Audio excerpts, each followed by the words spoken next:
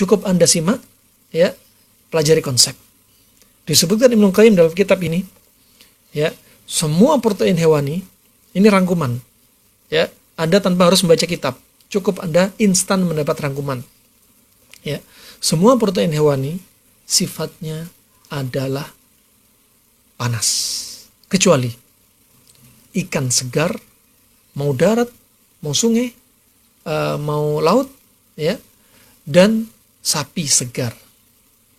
Sapi segar jangan diartikan makan mentah-mentah, bukan. Artinya sapi, ya, yang belum diawetkan, belum dijadikan dendeng. Maka ini sifatnya adalah dingin, dua hewan ini, ikan dan sapi. Adapun yang lainnya sifatnya panas. Tapi masuk dalam kategori ikan, ya, seperti ikan yang ma'ruf. Tapi kalau kita lihat, ya, seperti cumi, kepiting, lobster, kerang, ini kami melihat adalah yang sifatnya panas. Sifatnya panas, nggak seperti ikan, kategori ikan. Ikan maksudnya ikan adalah seperti misalkan ikan kembung, ya, atau ikan tongkol, ikan tuna, ya, ikan sarden. Nah, itu tabiatnya dingin. Lain dengan cumi, lobster, kepiting, udang, kerang. Dan kenyataannya memang demikian.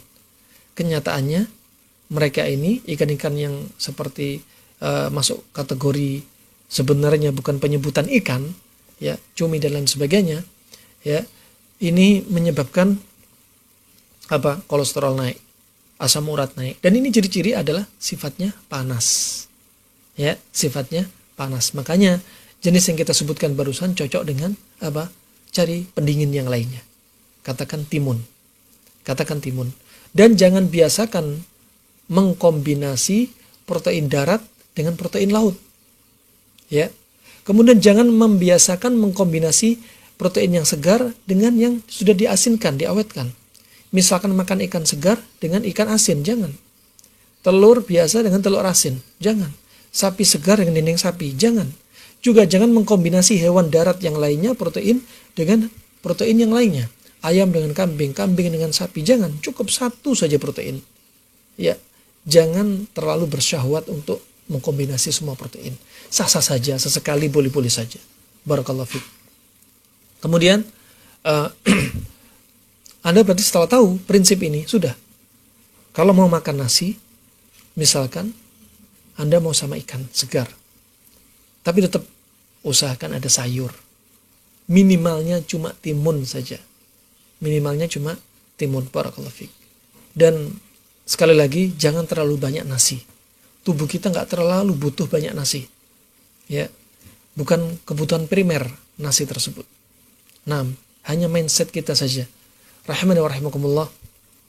Nasi inilah, karbo inilah yang menyebabkan banyak orang obesitas. Kemudian kebanyakan gula, kebanyakan garam, ya. Kenapa demikian? Karena apa yang kita sebutkan barusan ini akan menyebabkan diantaranya cairan tubuh tertahan. Ketika proses detox kita makan buah, maunya dikeluarin racun-racun, cairan-cairan yang berbahaya, protein-protein yang negatif, dikeluarin. Tapi gara-gara makanan tadi akhirnya terikat. Kenapa? Orang sering kombinasi panas dingin tapi nggak turun-turun berat badannya. Seminggu hanya turun 1 kilo, 2 kilo. Kita orang sudah coba, 1 minggu turun 8,2 kilo. Ada yang lebih. 1 bulan ada yang turun 35 kilo. Kenapa nih orang nggak turun-turun? Pak, ada yang perlu dikoreksi. Di antaranya apa? Masih suka garam, gula, karbo.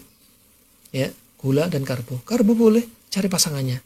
Tapi nggak usah terlalu banyak. Kemudian rahimani wa rahimakumullah jami'an. Ya, mayoritas sayur, mayoritasnya sifatnya dingin. Ada beberapa sayur yang sifatnya panas. Adapun seledri, kalau kita lihat, Masya Allah, seledri ini bagus untuk darah tinggi. Ya, tapi Ibnu Qayyim menyebutkan seledri ini sifatnya panas. Bahasa Arabnya karfas. Ya, wallahu a'lam bishawab. Alhasil, Anda ambil konsep. Ada makanan yang bikin darah tinggi turun, itu dingin. Ada makanan yang bikin kita diuretik, pipis terus, itu dingin. Ada makanan yang banyak kandungan airnya, itu dingin. Hanya demikian. Simple sekali. Ya, Anda tinggal lihat, ya, walaupun tanpa jadwal makanan, simple sekali, tinggal mengaplikasikan. Barakallahu fiik. Hindarkan makan minuman instan, hindarkan minum es, ya. Kemudian kurangi gula dan garam. Kemudian jangan makan langsung tidur. Kemudian jangan minum sambil makan. Kemudian mengkombinasi makanan yang benar antara protein. Jangan mengkombinasi protein dengan protein yang lainnya. Kemudian jangan minum susu dengan protein. Nah, itu contoh-contoh yang dibahas oleh kedokteran Arab klasik.